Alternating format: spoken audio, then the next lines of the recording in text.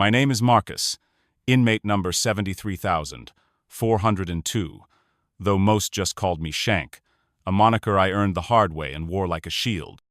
For 15 years, the state penitentiary had been my world, a concrete and steel cage where hope went to die, a slow, agonizing death. My life before these walls was a blur of bad choices, fueled by anger and a deep-seated bitterness that had taken root in my soul long before I ever saw the inside of a cell. Faith? That was a word for preachers on flickering black and white TVs in the day room, or for the desperate souls who found religion in the shadow of the gallows. I wasn't desperate, not in that way. I was hard. I was a survivor. That was my creed, my only prayer. The daily rhythm of prison life was a monotonous grind. The clang of steel doors, the indifferent shouts of guards, the simmering tension that hung in the air like stale smoke, ready to ignite at the slightest spark. I'd seen it all. The stabbings over a pack of cigarettes, the brutal beatings in the showers, the slow, soul-crushing erosion of humanity. I'd participated in my share of it too, not out of pleasure, but out of necessity. Show weakness in here, and you were fresh meat. So, I cultivated an aura of menace, a reputation that kept most predators at bay. My heart, I thought, had turned to stone years ago, incapable of feeling much beyond a dull resentment and a fierce, animalistic will to endure. I read sometimes, mostly thrillers smuggled in, anything to escape the suffocating reality of my confinement. The chapel services? I avoided them. Too many hypocrites, too many guys looking for an angle, a way to impress the parole board. Besides, what could a God who allowed places like this to exist possibly want with someone like me?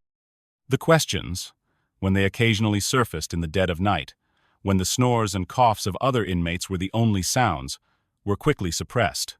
What was the point? My path was set, my fate sealed. I was serving a life sentence, no chance of parole. This was it. This was my forever. There were moments, fleeting and unwelcome, when a memory from childhood would break through the hardened shell, a grandmother's gentle hand, a snatch of a hymn sung in a small country church long since bulldozed. But those memories were like ghosts, too painful to entertain for long. They reminded me of a life I'd forfeited, an innocence I'd brutalized. So I buried them deep, under layers of cynicism and rage. The only thing that mattered was getting through the next hour, the next day, the next shakedown. The future was a meaningless concept. The past was a cesspool of regret I refused to wade into.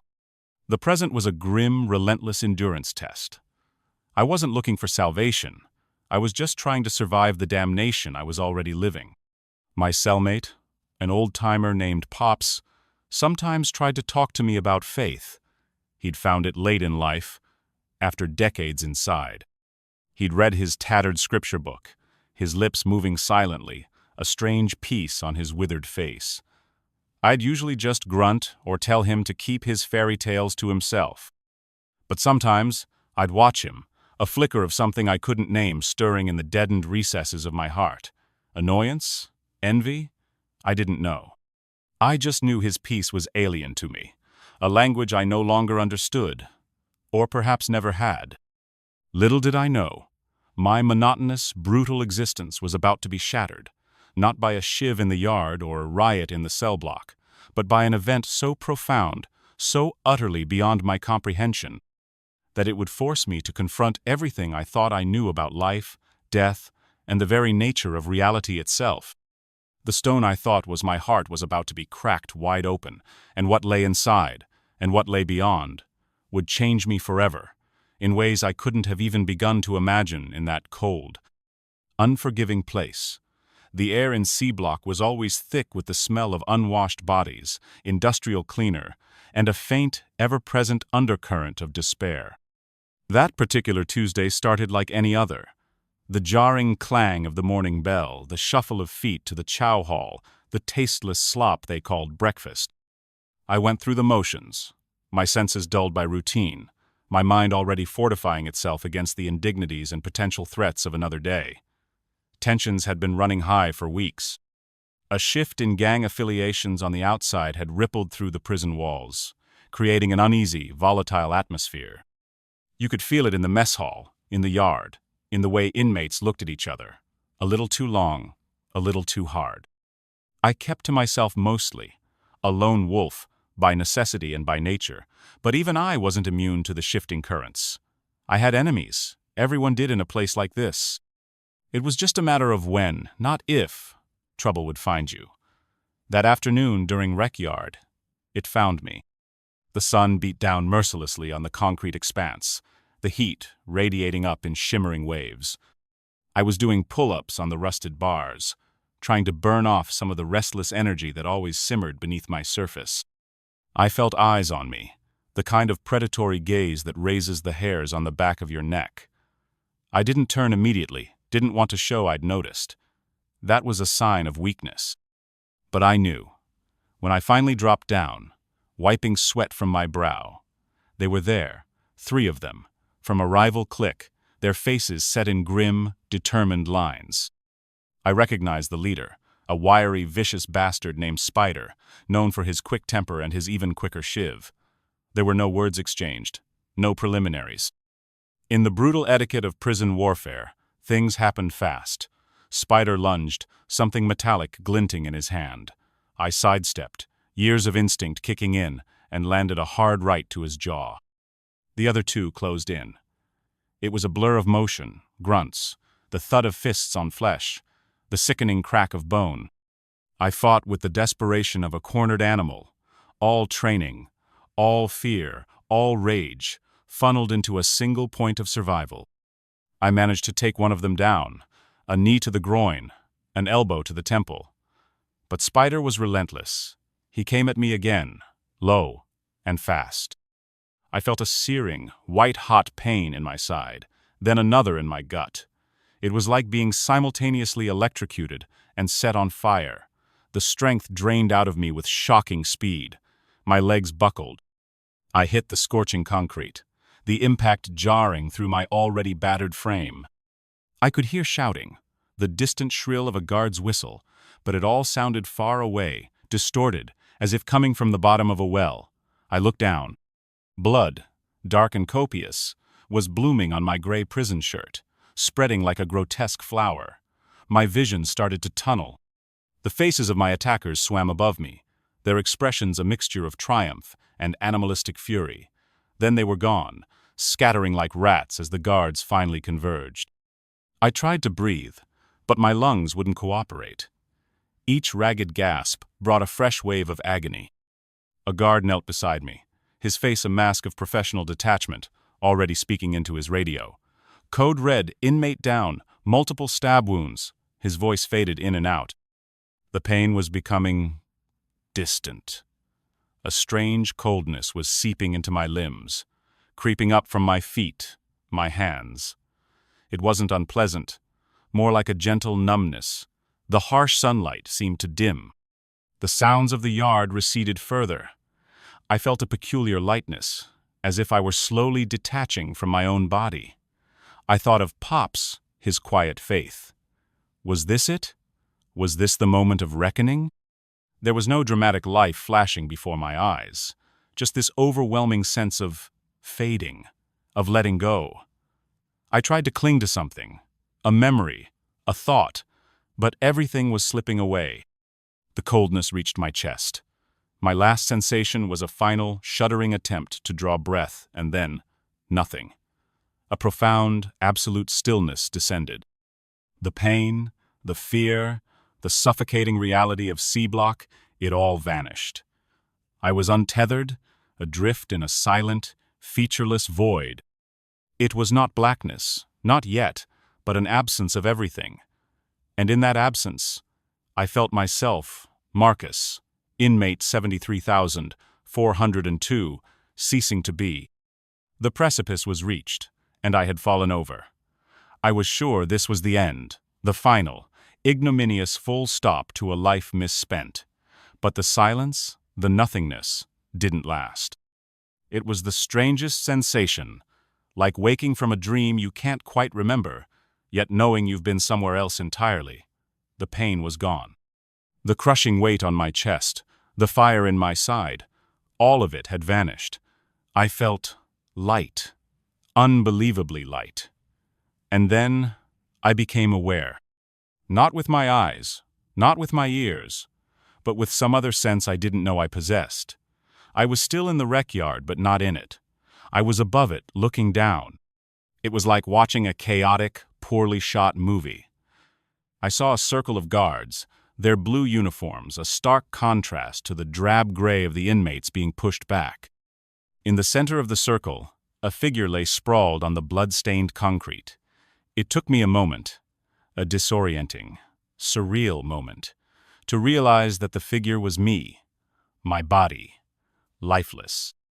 There I was, Shank, the tough guy, reduced to a heap of bleeding meat on the ground. A couple of medics were working frantically, their movements urgent but practiced. I saw one of them doing chest compressions, another trying to staunch the flow of blood from my side. Their faces were grim. I should have been horrified, terrified. I should have been screaming, trying to get back into that body. But I wasn't. I felt detached, calm, like an impartial observer watching a particularly grim piece of prison theater. There was a strange sense of peace, a quiet that was utterly alien to the constant uproar of my life, both inside and outside the walls. I tried to move, to reach out, but I had no hands, no limbs, no physical form that I could command. I was just awareness, a point of consciousness, free-floating, observing. The sounds of the yard were muffled, distant, like hearing a radio playing in another room with the door closed. The shouts of the guards, the bark of commands, the groans of other inmates. It all seemed unimportant, part of a play that no longer concerned me. My attention was drawn to the scene around my body. And then I noticed them. At first, they were just distortions in the air, like heat haze rising from the asphalt on a scorching day. But as I focused, they began to take on vague, unsettling shapes. They were dark, shadowy, more like concentrations of gloom than actual physical forms.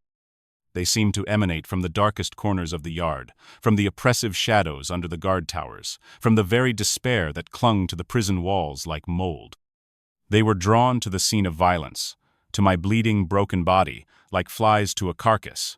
There was a palpable coldness accompanying them, a spiritual chill that had nothing to do with the desert heat. It seeped into my awareness, and for the first time since leaving my body, a flicker of unease, then a definite thrum of fear, began to penetrate my detachment. These were not inmates. These were not guards. These were something else, something ancient and malevolent. They didn't speak in words, but I could feel their intentions, their hunger. It was a raw, predatory energy, a desire to consume, to engulf. They moved slowly, deliberately, their shadowy forms coalescing, becoming denser, more defined, though still without clear features. They seemed to be gathering around my fallen form, and some of them, I sensed with a growing horror, were aware of me, of my detached consciousness. They turned their attention, if that's the right word, towards where I hovered. The unsettling hum I had barely registered before grew louder, a chorus of low, guttural whispers, like dry leaves skittering across concrete, but filled with a chilling, despairing intent. They were trying to pull me, not physically, but with some kind of spiritual gravity. I felt a tug, a drawing sensation towards them, towards the darkness they embodied. The peace I had felt moments before shattered, replaced by a primal terror. This was not the oblivion I might have expected. This was something far worse. I tried to resist, to push back, but how do you fight when you have no body, no voice, no weapons? I was helpless, adrift, and these things were closing in. The light of the rec yard seemed to dim further, not physically, but as if their very presence absorbed illumination, absorbed hope. The world I was observing took on a more sinister, despairing hue. The desperation I had felt in my final moments in my body was nothing compared to this. This was a terror of the soul. just as the closest of these shadowy figures seemed to almost touch me, its formless tendril of darkness reaching out, just as I felt the last vestiges of my newfound peace being sucked away into a vortex of utter despair. A new phenomenon occurred. It started as a pinprick, a tiny, almost imperceptible speck of light in the far distance of my perception. But this light was different. It wasn't the harsh, indifferent light of the prison yard. This light was alive. It pulsed with an incredible warmth, a purity that felt like a direct rebuke to the encroaching shadows. The effect on the dark entities was immediate and dramatic. They recoiled, visibly shrinking back from this nascent radiance as if it caused them intense pain. Their low, menacing hum turned into a series of agitated, almost screeching whispers. The light grew, expanding steadily, not in a blinding explosion, but in a soft, pervasive, golden bloom that began to fill my awareness. It was incredibly bright, yet it didn't hurt to perceive. In fact, it was intensely comforting. It was a light that felt like love, like acceptance, like coming home after an impossibly long and brutal exile. An indescribable sense of relief, so profound it was almost overwhelming, washed over me, extinguishing the terror as if it had never been. The fear dissipated, replaced by an incredible sense of safety, of sanctuary, and an irresistible, powerful pull towards this luminous, beckoning presence. The chaotic scene of the prison yard below, my broken body, the retreating shadowy figures, all began to fade into insignificance as I was drawn, gently but inexorably, towards the very heart of this magnificent, welcoming, and utterly holy light. It was a journey beyond any physical dimension, a passage into a reality of pure spirit, and I knew with every fiber of my non-physical being that I was on the threshold of something sacred and transformative. The light was all-encompassing, a boundless ocean of warmth and serenity. As I was drawn deeper into its embrace, the last vestiges of the earthly realm, the chaotic sounds of the prison yard, the sight of my fallen form, receded like a distant, fading dream.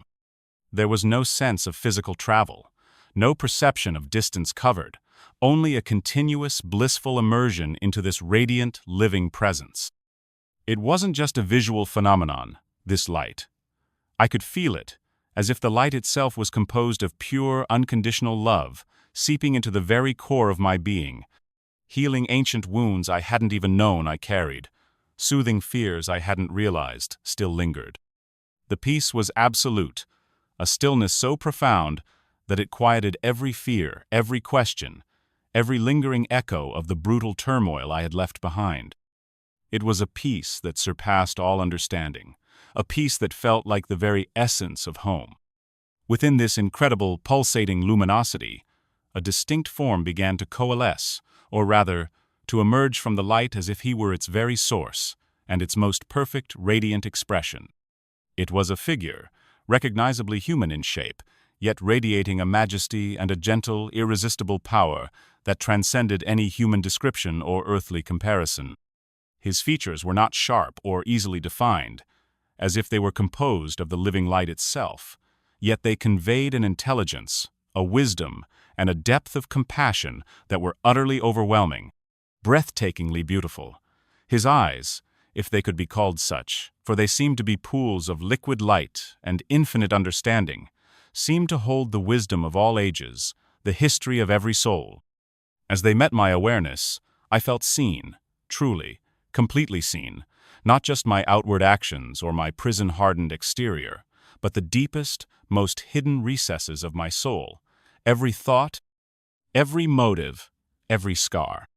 And in that profound, all-encompassing gaze, there was no judgment, no condemnation, no hint of reproach, only an infinite, unwavering, unconditional love that was more potent, more real, and more healing than anything I had ever experienced or could have ever imagined. I had no doubt, not a flicker of uncertainty, not a moment's hesitation about who stood before me. The name, the knowing, resonated in the very core of my spirit without a single word needing to be spoken. It was him. It was Jesus. the one whose name I had perhaps cursed in my bitterness, or dismissed as a fairy tale, the one whose followers I had scorned in my cynicism. And yet, here he was. Awe, so profound, so overwhelming, it was almost unbearable, washed over me, dissolving the last vestiges of my hardened prison persona.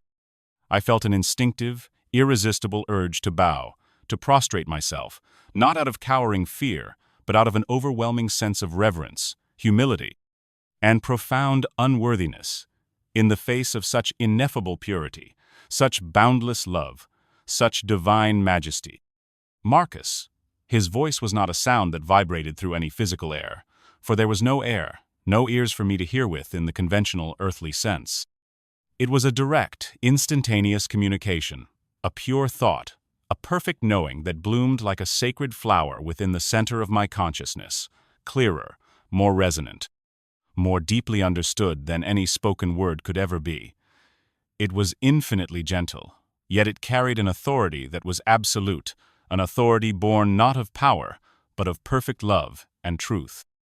The sound, the knowing of my own name, Marcus, not Shank, not Inmate 73,402, but Marcus, spoken by him, felt like a divine benediction, a profound affirmation of my true, eternal identity, washing away years of accumulated grime, shame, and self-loathing. Before I could even begin to formulate a response, a coherent thought, the sublime experience shifted once more. The radiant light around us, his light, seemed to become a vast, living canvas, and upon it, with a clarity and vividness that surpassed any earthly perception, my entire life began to unfold. It wasn't like watching a movie on a distant screen. It was as if I was immersed within the memories themselves, reliving them with an added, crucial dimension of complete, objective understanding.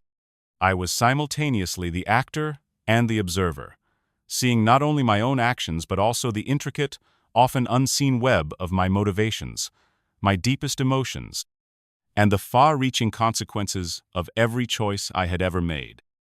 Every moment, from my earliest fragmented childhood memories, the scraped knees from a fall, the innocent, uninhibited laughter, the first confusing stirrings of conscience and guilt, to my final, fatal confrontation in that sun-baked prison yard, was replayed with an almost unbearable, yet ultimately merciful, fidelity. I saw myself as a child, a product of a broken home and a harsh environment, shaped by both the rare moments of love and the more frequent experiences of neglect and pain. I witnessed the restless, angry energy of my youth, the desperate desire for belonging, acceptance, and a sense of power that ultimately led me down the destructive path of crime and into the waiting jaws of the penal system. The long-wasted years in prison unspooled before me, the brutal initiation, the endless monotony, the constant struggle for survival, the hardening of my heart into what I thought was an impenetrable shield. I saw the good I had done, the surprisingly few and far between moments, but they were there. A shared piece of bread with a starving newcomer, a word of rough comfort to a despairing cellmate, a refusal to participate in a particularly cruel act of bullying, small, almost forgotten acts of humanity that now shone with an unexpected, poignant brightness in the otherwise grim tapestry of my existence. These moments, however small, brought a surprising warmth, a fleeting recognition that even in the darkest corners, the divine spark within me had not been entirely extinguished. But the life review was unsparingly, relentlessly honest, a perfect, divine mirror, reflecting the totality of my being, warts and all. It also showed me, with painful clarity, the other side, the vast catalogue of moments I was profoundly not proud of, the countless times when fear, anger, selfishness, or the dehumanizing pressures of my environment had led me to act with less than my highest self, often with cruelty and indifference. I saw my impatience, my harsh judgments, the times I had allowed the coarse, brutalizing language and hardened, cynical attitudes of my prison existence to completely obscure any remnants of my better, more compassionate nature. I witnessed the myriad opportunities for greater kindness, for empathy, for understanding, that I had deliberately, or sometimes unconsciously, let pass by. I saw the moments where I had chosen the path of violence or intimidation as the easiest solution, where the perceived necessity of survival within the prison walls had led me to actions that, viewed now from this transcendent divine perspective, caused a deep, searing, almost unbearable ache of regret and shame. My so-called faith, or rather the almost complete lack of it, was laid bare in all its stark superficiality. My rare prayers, if they could even be called that, had been little more than desperate, self-serving pleas for escape or for some advantage in my grim circumstances, utterly lacking the depth of true communion or sincere repentance. My understanding of his teachings, gleaned mostly from second-hand sources and filtered through layers of cynicism, was revealed as pathetically simplistic, a caricature rather than a living truth. I had utterly failed to compartmentalize any belief, because there was hardly any belief to begin with, only a vague, resentful acknowledgement of a distant, seemingly indifferent deity. The primary focus of this comprehensive review, I began to understand with dawning clarity, was not on condemnation or retribution. There was no accusatory finger-pointing, no divine tallying of sins for impending punishment. Instead, its purpose was profound illumination, a divine lesson in spiritual cause and effect, in the intricate, unavoidable interconnectedness of all actions, thoughts, emotions, and their ultimate, inescapable consequences, both for myself and for others. The central divine figure, Jesus, remained ever present throughout this panoramic, often agonizing, reliving of my life, his infinite, unconditional love, an unwavering, palpable constant, even as I cringed and wept internally at the stark revelation of my own manifest failings and egregious shortcomings. It was like being shown a complete, transparent, spiritual inventory of my soul, not for the purpose of eternal judgment in the human sense, but for the sake of profound, liberating, transformative understanding. The Life Review didn't just replay my actions, it crucially forced me, to experience with visceral immediacy the full impact of those actions on others. I felt the searing pain, the terror, the humiliation I had inflicted on my victims, both before and during my incarceration. I experienced their fear, their anger, their lingering trauma, as if it were my own. Conversely, I also felt the fleeting moments of warmth or gratitude my rare, small acts of kindness had engendered in others. It was an overwhelming, immersive baptism in the complex, interconnected web of human relationship, a direct, undeniable experience of the profound spiritual truth that we are all indeed connected, that what we do to others, whether for good or ill, we ultimately, in a very real sense, do to ourselves and to Him. And through it all, His infinitely loving, compassionate presence was there, a silent, patient, understanding witness, allowing me, perhaps for the very first time, to see myself as I truly was, without illusion, without defense, in the pure, unfiltered, and ultimately merciful and healing light of His eternal truth. The Life Review continued, relentlessly peeling back the calloused layers of self-deception, ingrained cynicism, and habitual negativity, delving deeper, not just into my outward actions, but into the very fabric of my innermost beliefs, my hidden motivations, and the true, often squalid, state of my neglected soul. It was an unsparing yet always profoundly compassionate examination, like a divine master surgeon carefully, skillfully excising all the diseased tissue, all that was not aligned with eternal love and immutable truth.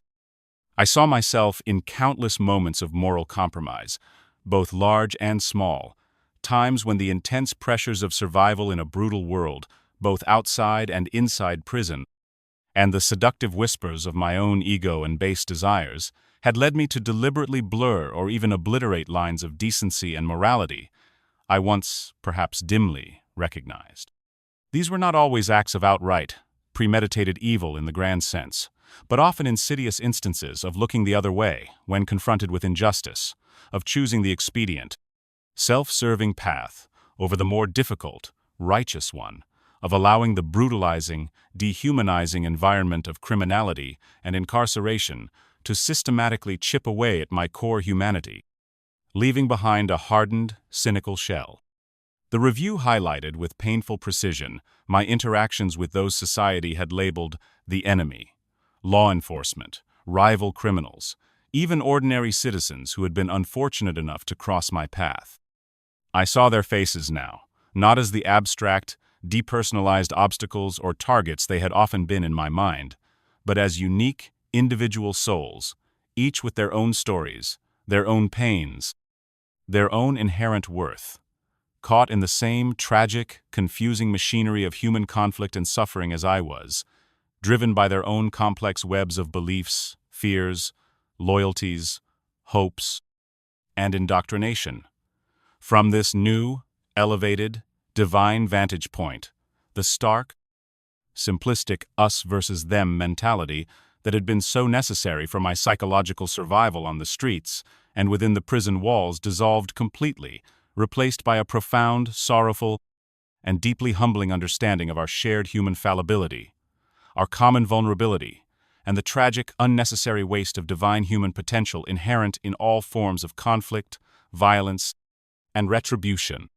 His divine presence beside me, Jesus, was a constant, unwavering source of unutterable, unconditional love, yet this infinite love did not shield me from the acute, searing pain of these realizations. It was a purifying, transformative pain, born not of external condemnation from him, but of my own dawning, crystal-clear, internal understanding of precisely where and how profoundly I had fallen short of the divine, loving potential that he had originally placed within me, as within every soul.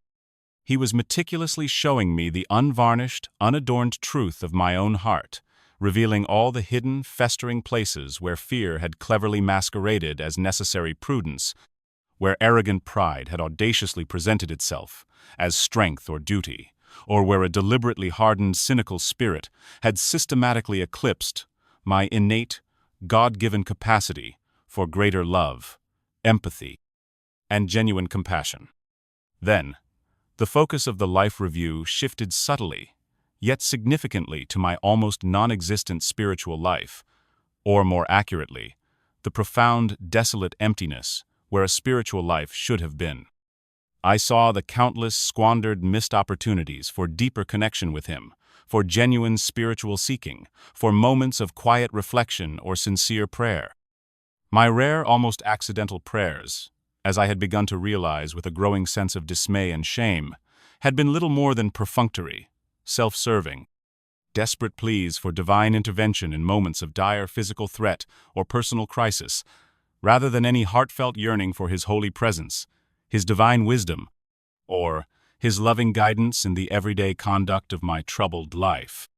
The few religious rituals I had encountered or superficially participated in throughout my life, perhaps a childhood baptism I barely remembered, a Christmas carol sung without thought, a fleeting moment in a prison chapel service, attended out of boredom, now felt like utterly empty, hollow, meaningless gestures, performed more out of social convention, fleeting superstition, or a vague, unexamined sense of duty than from any genuine burning devotion, personal conviction, or true spiritual understanding.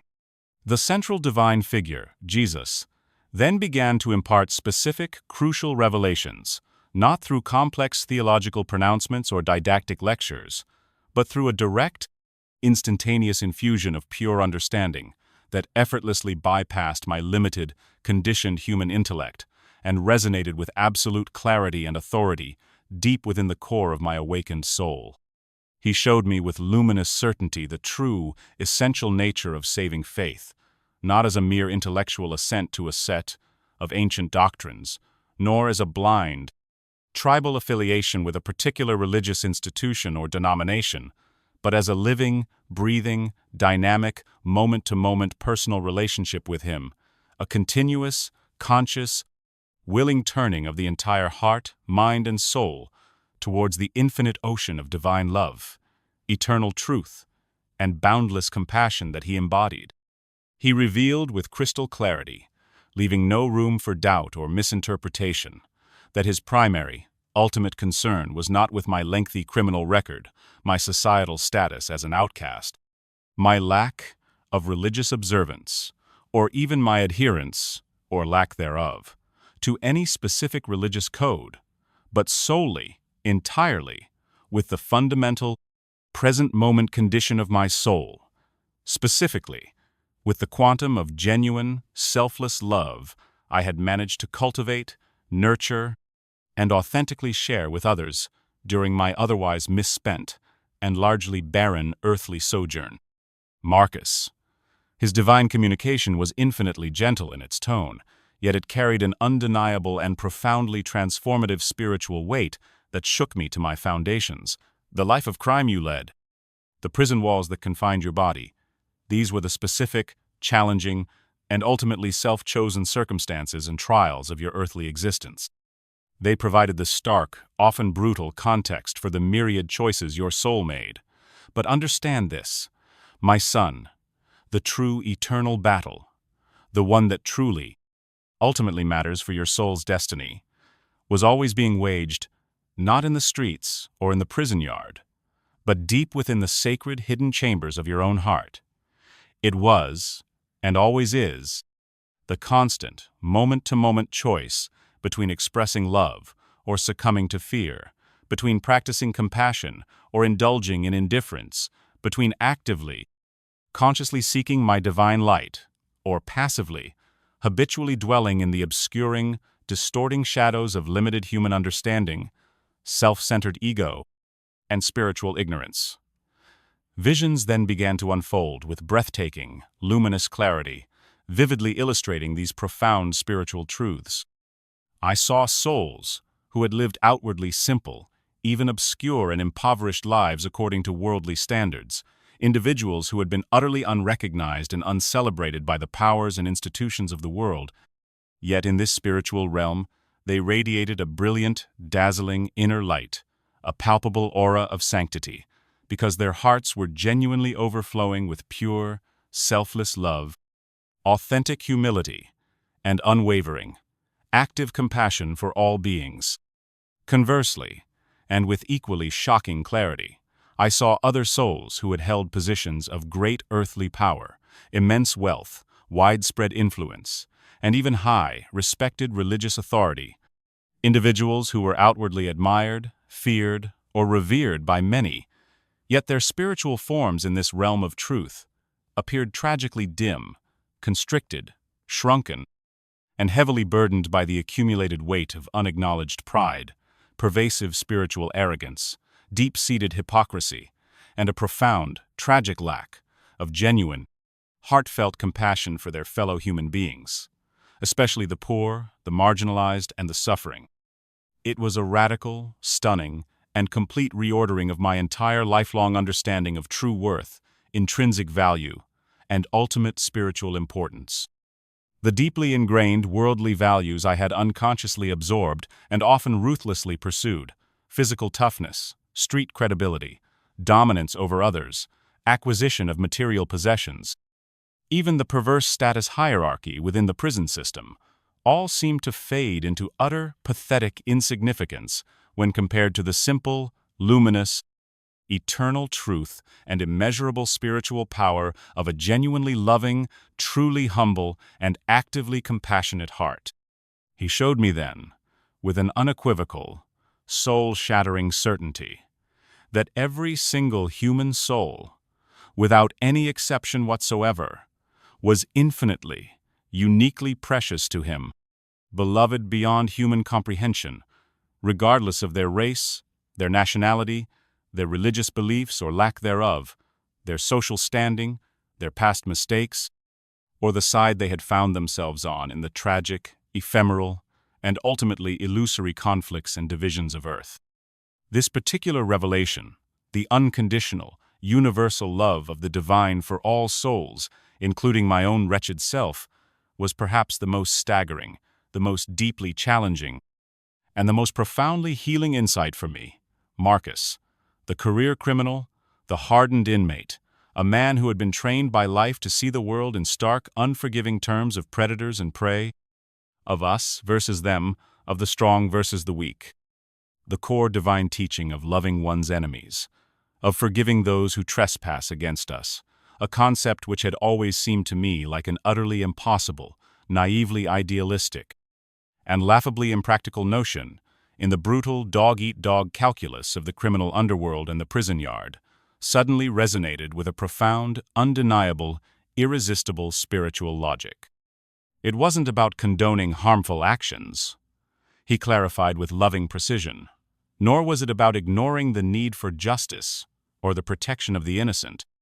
Rather, it was about recognizing, honoring, and appealing to the shared, inherent, indestructible spark of divinity, the image of God, that resides, however deeply obscured or tragically distorted by layers of fear, ignorance, hatred, or indoctrination, within every single human being.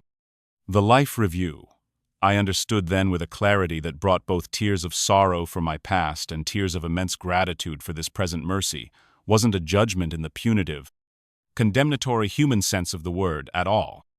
It was far more akin to a divine, loving diagnostic, a meticulous, honest, and thoroughly compassionate assessment designed to facilitate profound spiritual growth, lasting healing, and ultimate, liberating understanding.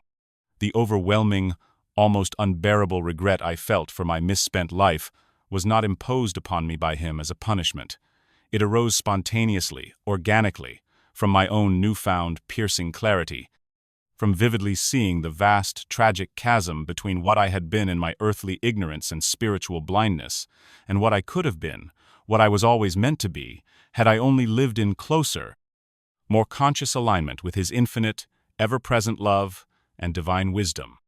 His sacred divine purpose in showing me all this, I now knew with unshakable certainty, was not to shame, crush, or diminish me, but rather to awaken me, to purify me, to heal me, and ultimately, to prepare me for a deeper, more complete, and infinitely more joyful understanding of the eternal spiritual realities that underpinned all existence. And as this profoundly illuminating, life-altering phase of the Life Review concluded, I felt utterly stripped bare of all pretense, all ego, all illusion, all self-justification, yet strangely, paradoxically, incredibly hopeful, profoundly receptive, and deeply, humbly ready to receive whatever further truths He, in His infinite, astonishing mercy and boundless love, wished to impart to my waiting, transformed soul. The immensity of the divine light seemed to deepen further, to become even more vibrant and pulsating with creative energy, and with this intensification, my capacity for understanding expanded yet again, as if my very consciousness was being gently, lovingly stretched, to accommodate truths and realities too vast, too glorious for my former earthly mind to have ever conceived. The central divine figure, Jesus, then began to unveil with even greater clarity the intricate, often hidden, spiritual realities that lay behind the frequently deceptive curtain of the physical world, particularly concerning the subtle, unseen, energetic, and spiritual forces that so often manipulate and drive human conflict, division, and suffering. It was as if I were being granted a sacred, privileged glimpse into the very engine room of human history, shown the invisible currents of collective thought forms, powerful emotional energies, and discarnate spiritual influences that continuously shape our shared and individual destinies, for better or for worse. He showed me, with an undeniable, almost palpable clarity that left no room for doubt, how earthly wars, societal injustices, and even much interpersonal strife, like the kind that had defined my own life and landed me in prison, were frequently grotesque, distorted, externalized reflections of deeper, unresolved spiritual battles, raging within human consciousness itself, and also, significantly, in unseen, non-physical spiritual dimensions that interact with our own. Visions unfolded before my spiritual eyes with the vividness of lived experience. I witnessed not just human beings wielding physical weapons or engaging in verbal abuse, but also operating insidiously behind and through them, those same insidious spiritual entities of darkness, the very same shadowy, malevolent forms I had briefly, terrifyingly glimpsed when I first left my physical body at the moment of my prison yard death. Now, I saw them with horrifying clarity in their full, cunning, manipulative operation. These beings of shadow, despair, and spiritual negation appeared to actively, voraciously feed upon the raw, negative emotional energies generated by human violence, fear, hatred, despair, cruelty, addiction, and the lust for revenge. They were like spiritual parasites, he showed me, thriving in atmospheres of spiritual darkness and human suffering. They whispered subtle, poisonous suggestions, thoughts of resentment, suspicion, unforgiveness, greed, and entitlement, into the hearts and minds of spiritually vulnerable or unaware individuals, skillfully fanning the embers of latent animosity, cleverly twisting perceptions of reality, amplifying existing grievances, and actively, relentlessly encouraging division, discord, and destructive strife at every conceivable level of human interaction, from bitter personal disputes and family breakdowns to widespread social unrest and devastating international conflicts. It was a chilling, deeply disturbing, and profoundly eye-opening revelation to see with such stark clarity how easily human beings, often with what they perceive to be the best of intentions, or driven by entirely legitimate unhealed grievances, could become unwitting pawns, manipulated instruments, and tragic victims in these larger, unseen spiritual struggles.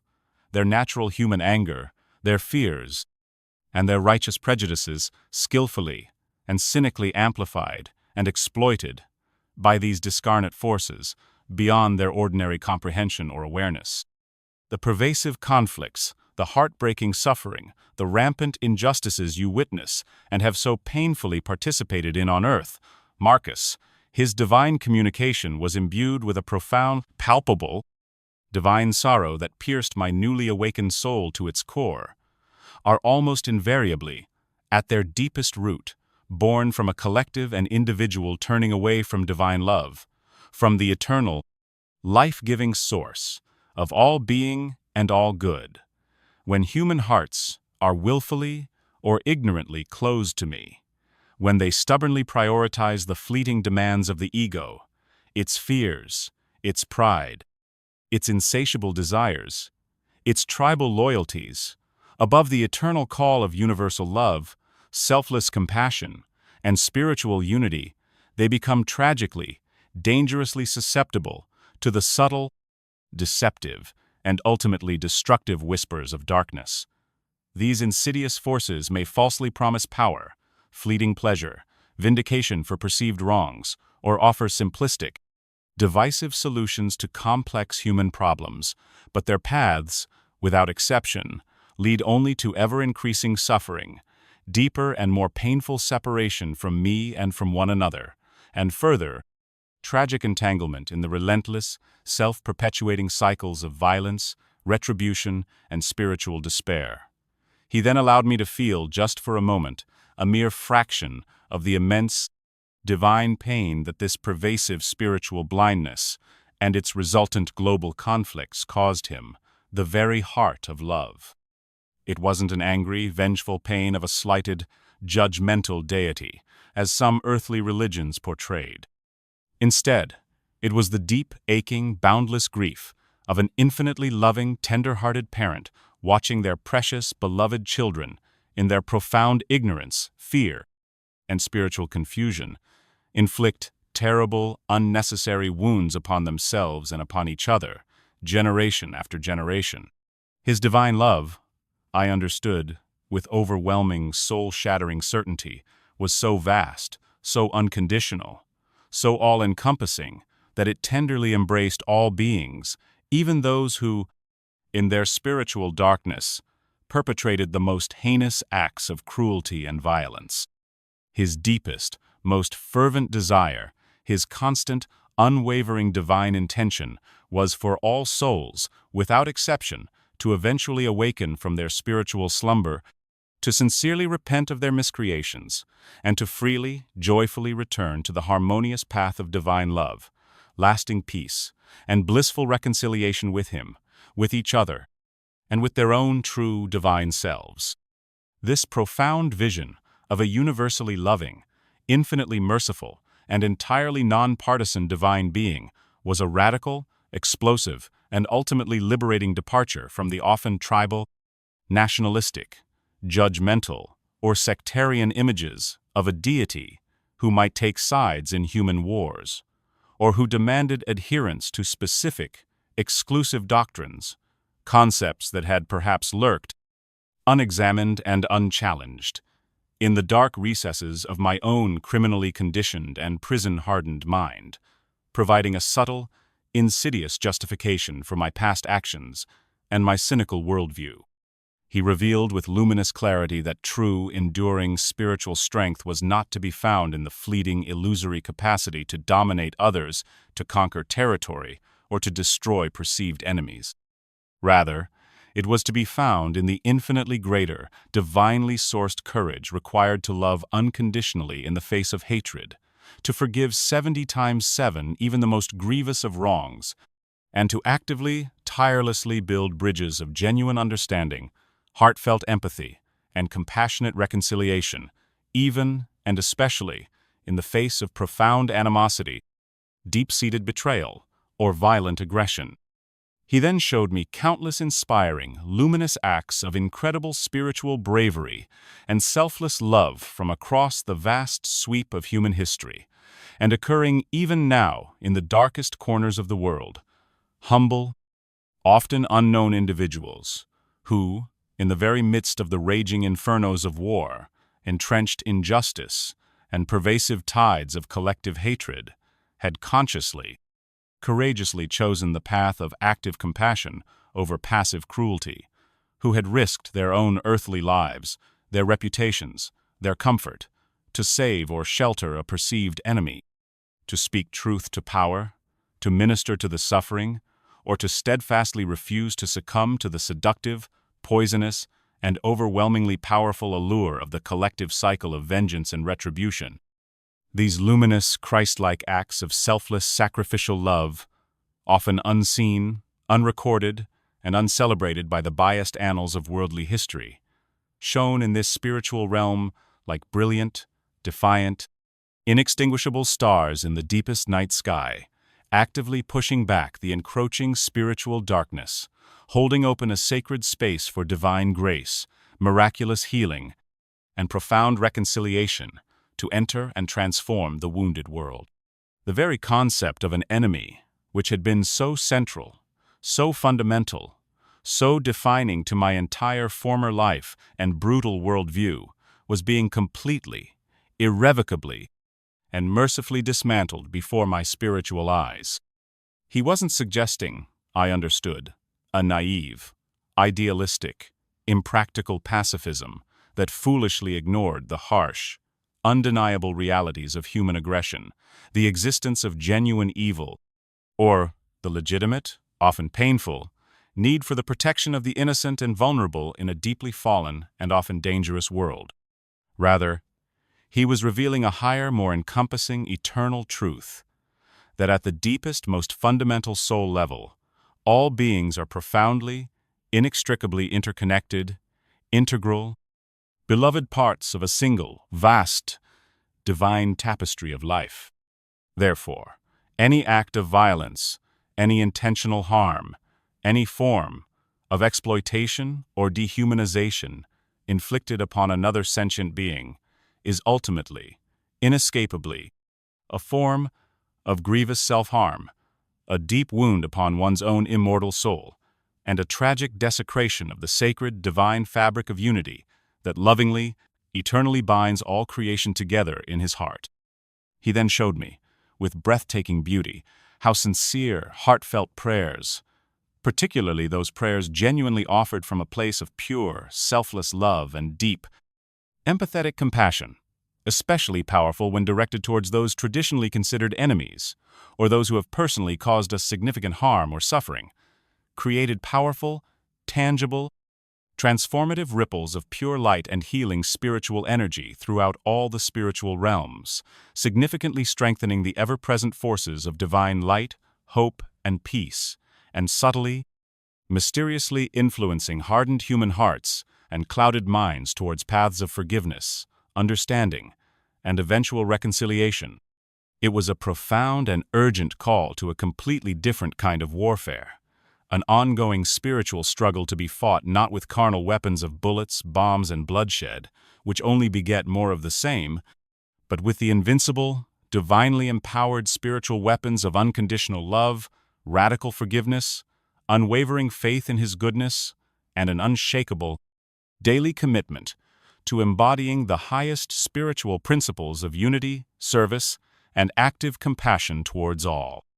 This burgeoning, revolutionary understanding was simultaneously profoundly devastating and incredibly, indescribably liberating. Devastating, because it cast the entirety of my former criminal career, my years of incarceration, and indeed much of the tragic, blood-soaked pageant of human history with its endless, repetitive litany of wars, genocides, and systemic injustices, in a new, far more deeply tragic, spiritually impoverished, and ultimately unnecessary light. Liberating, because it simultaneously, gloriously offered a clear, tangible, accessible path beyond the seemingly endless, futile, and soul-destroying cycles of conflict, hatred, and retribution, a luminous, hope-filled vision of a world where the infinitely creative, restorative, and transformative forces of divine love could, if collectively and individually embraced and actively lived, ultimately, finally prevail over all forms of darkness, ignorance, and suffering. My previously cherished, albeit deeply flawed, notions of street justice, personal honor, loyalty to my crew, and even the grim necessity of survival at any cost were being stretched beyond recognition, rigorously re-evaluated in His light, lovingly purified of their dross, and profoundly, eternally deepened and reoriented. It wasn't that concepts like loyalty or courage were inherently wrong, or without any spiritual value. He helped me to patiently understand. Rather, it was that they needed to be rightly ordered, to be correctly prioritized, to be wholly subsumed under, and continually informed and guided by, a single, supreme, all-encompassing loyalty, an ultimate, unwavering loyalty to divine love itself, and by extension, to the entire, indivisible, sacred family of humanity, and indeed, all of creation. The very idea of achieving victory or suffering defeat in purely earthly terms, of being a winner or a loser in the cruel, fleeting, and ultimately illusory game of worldly power and prison politics, now seemed utterly hollow, childishly superficial, and ultimately meaningless when viewed from this eternal, divine, spiritual perspective. The only true and lasting victory, He showed me with a love that filled my entire being, was the hard-won, daily victory of love, compassion, forgiveness, and truth within the battleground of the individual human heart. And correspondingly, the only true and ultimately tragic defeat was the soul's conscious or unconscious surrender to the insidious, seductive, and ultimately self-destructive forces of hatred, fear, unforgiveness, division, and spiritual illusion. As these profound, life-altering, paradigm-shattering revelations settled ever more deeply, ever more securely, within my transformed, expanded consciousness, I felt an overwhelming, burning, all-consuming desire to understand with perfect clarity my own specific individual role in His grand, unfolding divine plan, to fully comprehend my past failings and egregious shortcomings in the clear, piercing light of this new, astonishing knowledge, and most importantly, to discover what, if anything, I, Marcus, the former hardened criminal, the despised inmate, could now possibly do, going forward, to humbly, sincerely serve this higher, sacred purpose, and to share this incredible, life-giving message with a world so desperately, so blindly in need of it. The perceived weight of this potential new responsibility was immense, almost crushing in its implications, yet paradoxically because I was simultaneously experiencing it all while being continuously, lovingly held, supported, and empowered within His infinitely merciful and all-knowing divine presence. It felt like a sacred, holy weight, a divine burden that paradoxically purified, strengthened, and ultimately liberated my struggling, awakening soul. The dialogue with the central divine figure, Jesus, became even more direct, more intensely personal, as I, Marcus, the former inmate known as Shank, a man whose life had been a litany of violence, selfishness, and despair, struggled to assimilate the sheer, breathtaking vastness and the radically counterintuitive implications of what I was being shown, what I was being taught, what I was being called to become. My mind, still retaining some vestigial, deeply ingrained patterns of linear, logical, earthly thought, grappled with the apparent contradictions, the seeming injustices, and the overwhelming, almost incomprehensible scale of the divine plan for humanity and for my own individual soul. Why? The question, raw, elemental, and born of a lifetime of suffering and confusion, formed once more in the very core of my consciousness. It was not a challenge to His infinite wisdom or His perfect goodness, not an accusation, but rather a desperate, heartfelt plea for deeper, more comprehensive, more soul-satisfying understanding. Why, if your divine love is truly all-powerful, all-encompassing, and if your deepest desire for all your children is their ultimate well-being and eternal happiness, is there so much persistent, agonizing suffering, so much seemingly triumphant, pervasive darkness, so much apparently senseless, random cruelty and injustice in the very world you created and sustain? His response, once again, was not a simple, easily digestible answer, not a pat theological formula that could be memorized and recited. Instead, it was a further, deeper unfolding of sacred, multifaceted truth, conveyed with that same characteristic, infinite patience and boundless, tender compassion that was, I was coming to understand, the very essence of His divine being. Marcus, my beloved child. He communicated, His love a tangible, healing balm upon my wounded spirit. Love, true divine love, by its very intrinsic holy nature, by its fundamental divine quality of perfect freedom, cannot compel, cannot coerce, cannot violate the sacred, inviolable sanctuary of individual choice. True love always invites. It gently allows. It profoundly respects the God-given freedom of every soul, the very capacity for experiencing and expressing the heights of great selfless love, for consciously choosing eternal light and joyful unity. Also, by logical and spiritual necessity, implies the corresponding freedom to choose its opposite, to tragically turn away from that love, to willfully embrace ephemeral darkness, to actively create painful separation from the source and from one's fellows. The pervasive darkness you perceive and have so painfully experienced in the fallen world, my son, is not some co-equal rival power to my eternal, all-conquering light. It is merely, and always, the fleeting shadow cast by individual and collective souls, both human and, at times, non-human entities, who have, in their precious, God-given freedom, tragically, mistakenly, turned away from me, the eternal, life-giving, all-loving source of all that is. It is the inevitable, painful, yet ultimately self-chosen and temporary consequence of free will misused, of spiritual ignorance stubbornly embraced, of fear, pride, and selfishness allowed to dictate thought, word, and action. Yet, understand this crucial truth, even in the deepest, most terrifying, self-created shadow, my light is ever present, my loving call to return is ever sounding, my divine grace is ever seeking to penetrate the darkness, to heal all wounds, to restore all brokenness, and to gently, patiently bring all my wandering children back to the eternal joy of conscious, loving unity with me and with each other. This profound, liberating concept of free will and its staggering, awe-inspiring, far-reaching consequences for both good and ill resonated within my awakened soul with a new and terrible clarity.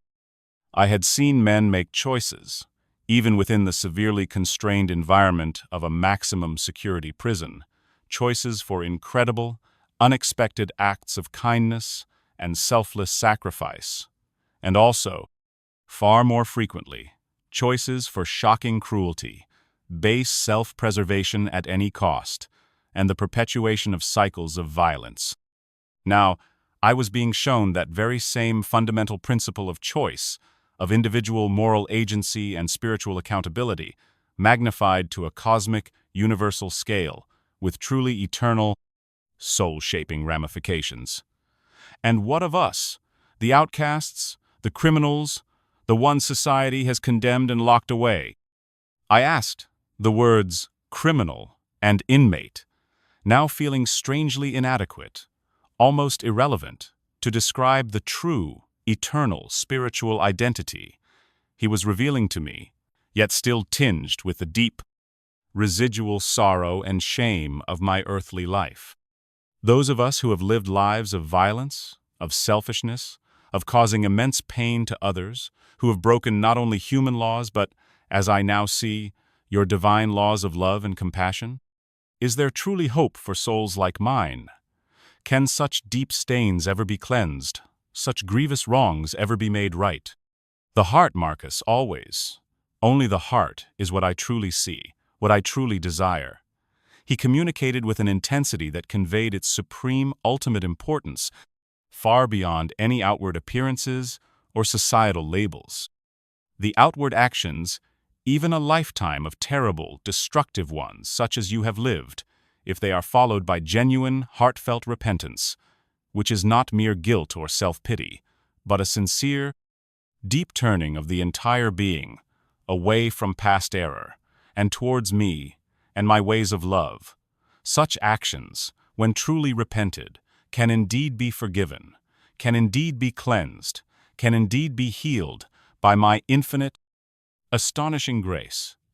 My mercy, my Son, is far greater than all the sins of humanity combined.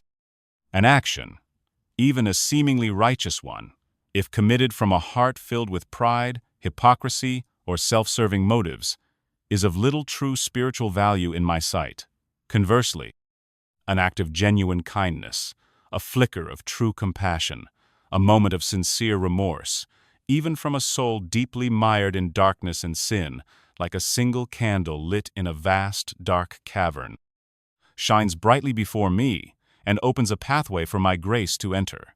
Understand this: the path to healing, to restoration, to eventual spiritual perfection, for every soul, including yours, lies in sincerely acknowledging the spiritual weight of past misdeeds, in genuinely seeking and accepting my complete forgiveness, which is always, always freely offered, and then, crucially, in actively, diligently striving to transform the very impulses and patterns within the human psyche and the collective consciousness that lead to sin, to conflict, to suffering, the pervasive fear, the insidious aggression, the blinding tribalism, the arrogant prejudice, the insatiable greed.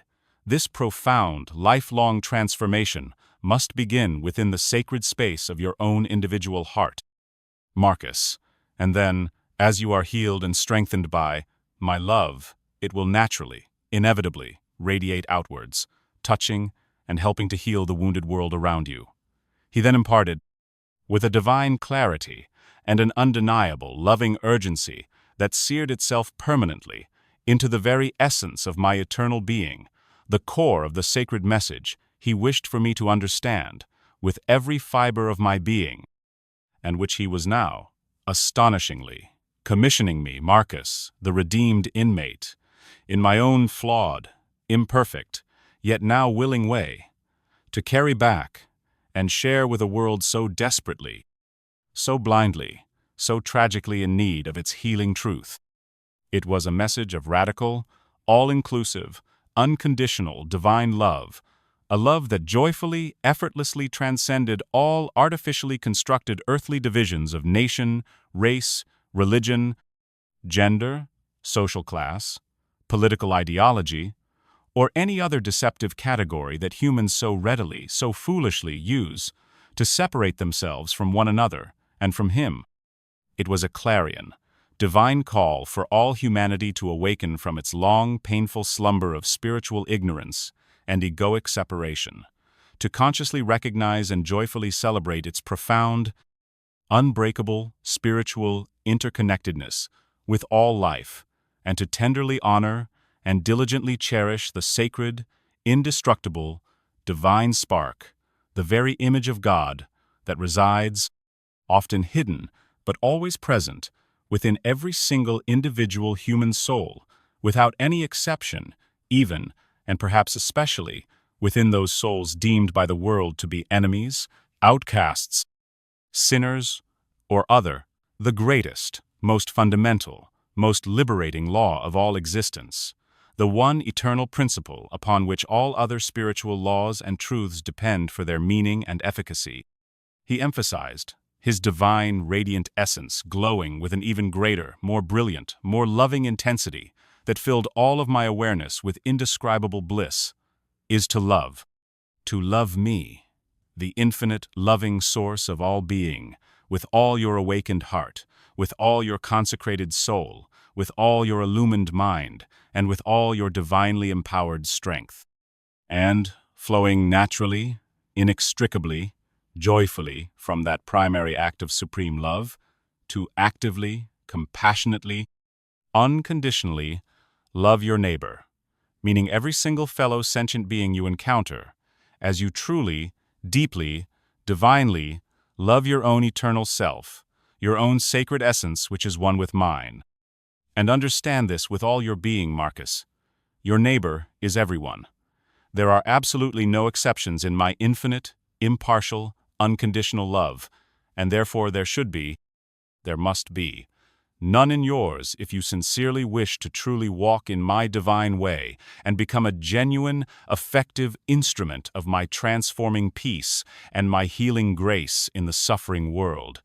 He showed me then, with vivid, sometimes heartbreaking, sometimes inspiring clarity, that true, lasting, genuine peace on earth, the kind of peace the world so desperately craves, yet seems utterly incapable of achieving through its own limited means, would never, could never, be successfully established or permanently maintained through mere military might, through clever political treaties alone, through economic leverage, or through any other purely external, human-devised strategies. These external measures, he revealed, might, at their very best, create temporary, fragile cessations of overt hostility, uneasy truces in an ongoing, underlying war of unenlightened hearts and unhealed minds. But lasting, authentic, divinely rooted peace, he showed me with luminous certainty, could only be built upon the unshakable, eternal foundation of millions, even billions, of individually, profoundly transformed human hearts, on a global, grassroots, spiritually empowered upwelling of authentic, active compassion, radical, liberating forgiveness, genuine, respectful mutual understanding, and a deeply lived, experiential awareness of our shared, inherent divinity and our sacred, unbreakable interconnectedness as children of the one divine parent. Tell them, Marcus.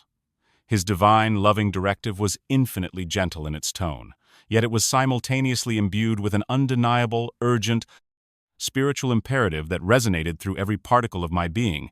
Tell all who have ears to hear, all who have hearts to receive, that the sacred path to true, enduring peace, both profound personal peace within their own souls and lasting collective peace within the world, begins, and must always begin, not with changing others, not with reforming institutions, but silently, sacredly, powerfully, within the often neglected, sacred inner sanctum of each individual human soul. Tell them to first, with my help, courageously lay down the insidious, self-destructive, internal weapons of hatred, of judgment, of bitterness, of resentment, of unforgiveness, of pride, of greed, and especially of fear, that they carry so unknowingly, so habitually, so destructively, within their own unhealed hearts and unexamined minds. Tell them that my divine love is real, that it is ever present, that it is infinitely powerful, that it is more than sufficient to heal all wounds, however deep, to bridge all divides, however wide, to mend all brokenness, however severe. If only they will consciously, willingly, humbly turn to me with sincere desire, open their hearts to receive my transforming grace, and courageously allow my boundless healing love to flow through them as a cleansing, purifying, life-giving river into the suffering, thirsty world. This divine message was so breathtakingly simple, so elegantly pure in its essential truth, yet simultaneously so profoundly challenging, so radically countercultural, and so starkly, dramatically at odds with the deeply ingrained complexities, the cynical, power-driven realpolitik, and the brutal, often violent, and seemingly intractable realities of the fallen world I had known, inhabited, and tragically contributed to for so long. It wasn't a new political ideology he was offering, nor was it a clever strategic plan for global conflict resolution. It was nothing less, nothing short, of a divine call for a global spiritual revolution. A silent, peaceful, yet ultimately irresistible revolution, beginning quietly, powerfully, sacredly, in the holy, inner temple of each individual human heart that chose to respond to his loving invitation. He then showed me, with a clarity that filled me with both immense trepidation and exhilarating, sacred potential, my own specific, humble, yet vital role in this grand, unfolding, divine endeavor, not as a soldier wielding carnal weapons of destruction in the earthly sense any longer, but as a transformed, forgiven, and now willing messenger, a consecrated, albeit imperfect, conduit for this life-altering, world-changing divine love, a small, flickering, yet determined light intended to help illuminate the often dark and confusing path for other searching, suffering souls. The very thought of such a responsibility was simultaneously terrifying in its perceived magnitude and overwhelmingly exhilarating in its sacred, eternal potential. How could I, Marcus, the former hardened criminal, the despised and forgotten inmate, a soul still grappling with the immense weight of his own past shadows and grievous failings, possibly presume to speak with any authority or credibility of such divine peace, such universal love, such profound spiritual truths? How could my rough, uneducated voice, so long accustomed to the harsh, brutal language of the streets and the cynical, despairing argot of the prison yard, ever learn to articulate, to adequately convey, such gentle, yet infinitely powerful, exquisitely nuanced, and ultimately world-changing divine realities? His divine reassurance flowed into me instantly, like a calming, empowering river of pure, liquid light, dispelling my fears, bolstering my fragile faith. It is not, and will never be, by your own limited human strength, Marcus, but always, only, by mine flowing freely, powerfully, lovingly through you, as you allow it. Your past experiences, even the harshest, most painful, most shameful ones, have, in their own mysterious, divine way, uniquely prepared you, my son, for this very specific, sacred service. They have stripped away many dangerous illusions, they have forcibly broken open your once hardened heart, and they have, paradoxically, made you profoundly receptive to receive, to cherish, and now, to courageously share this very truth that has set you free. Speak simply, honestly, humbly, what you have directly seen and experienced here in my presence, what you have so overwhelmingly felt of my unconditional love, what you now know with an unshakable, life-transforming certainty in the very core of your redeemed being, the precise words you will need, the divine insights you will require, the spiritual strength you will call upon, will all be given to you abundantly, precisely when they are needed, as you step out in faith and trust in me. Do not fear. I am with you. The sheer, almost unbearable, yet profoundly sacred responsibility of it was daunting, almost beyond comprehension, yet mingled inextricably, paradoxically.